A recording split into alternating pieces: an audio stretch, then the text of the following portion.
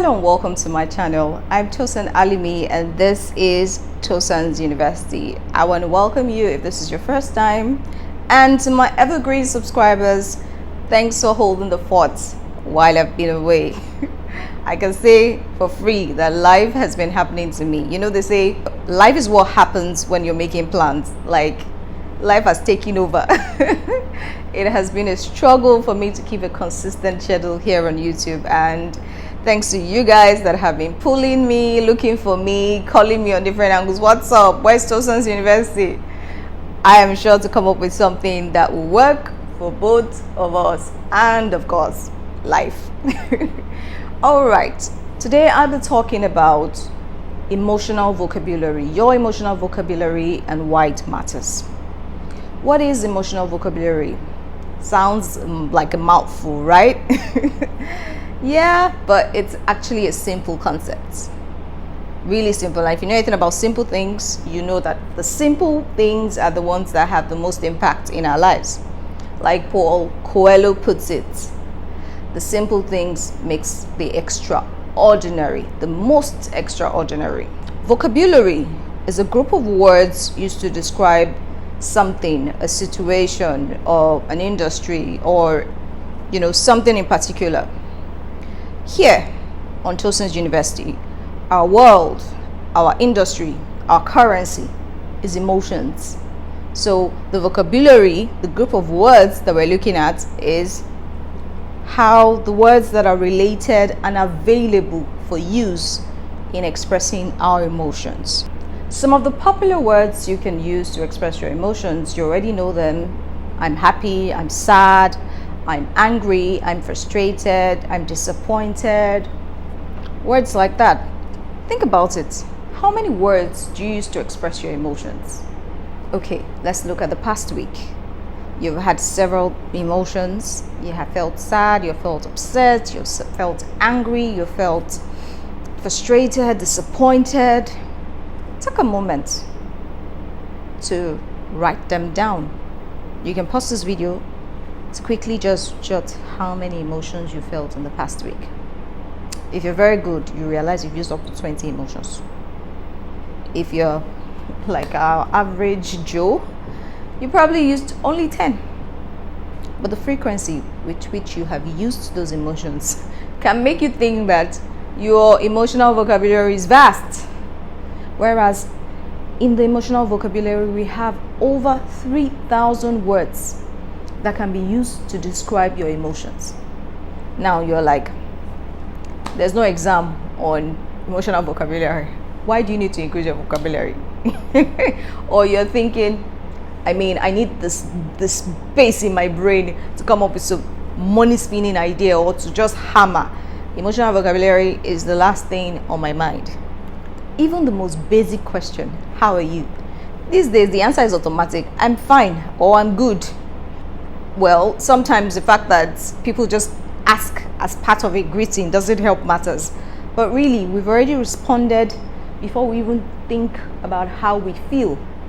We need to expand the options available for our feelings. Now, don't worry, you like this one.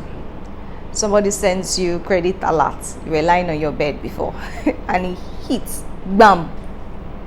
How do you respond when someone asks you, when the money hits, how are you feeling? Say, I was happy, I was excited. Yeah.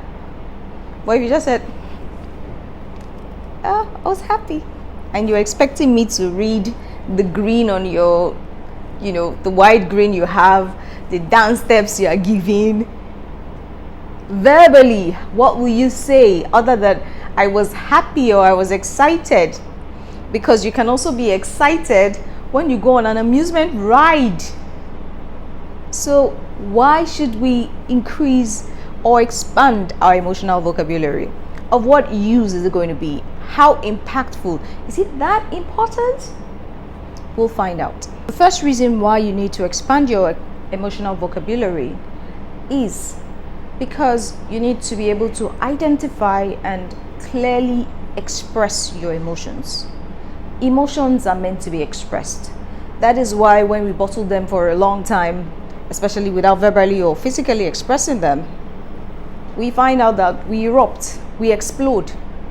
So there are different ways to express your emotions.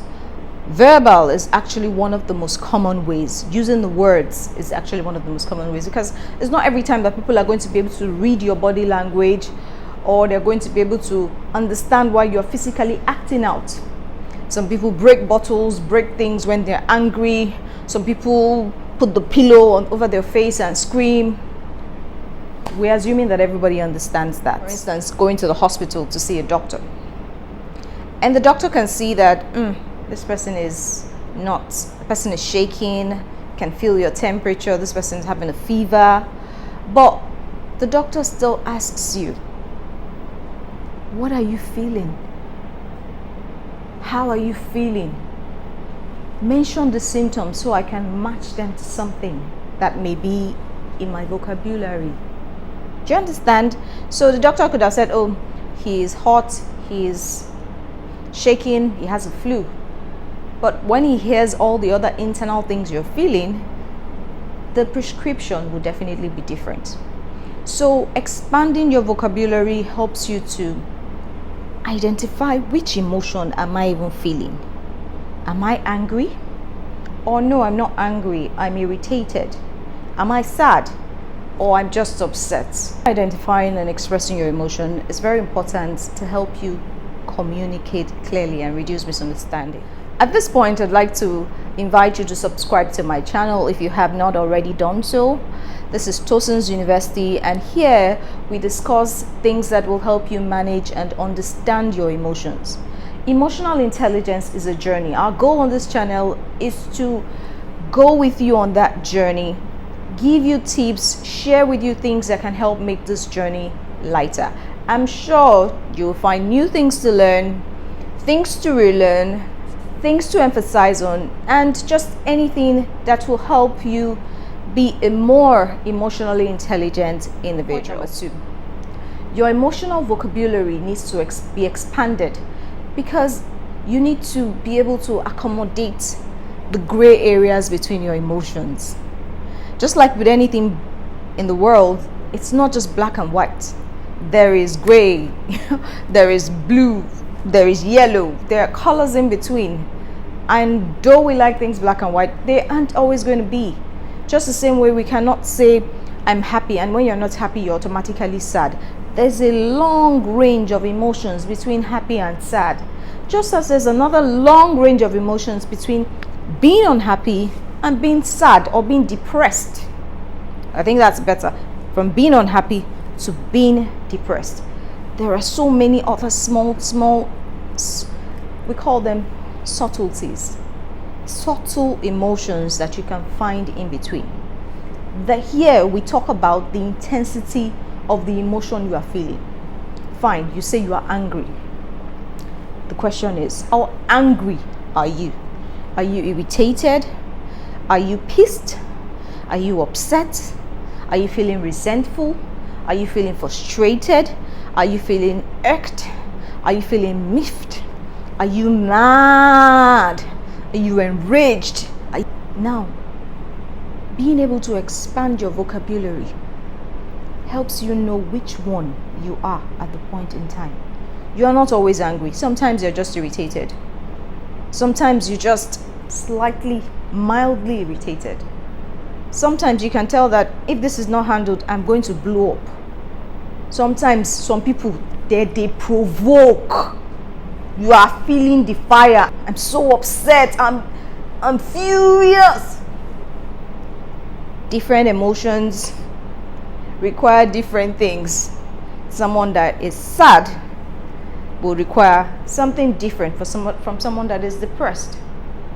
So being able to clear those gray areas, when you say, oh, that thing is making me feel depressed. Really? Is it making you feel depressed?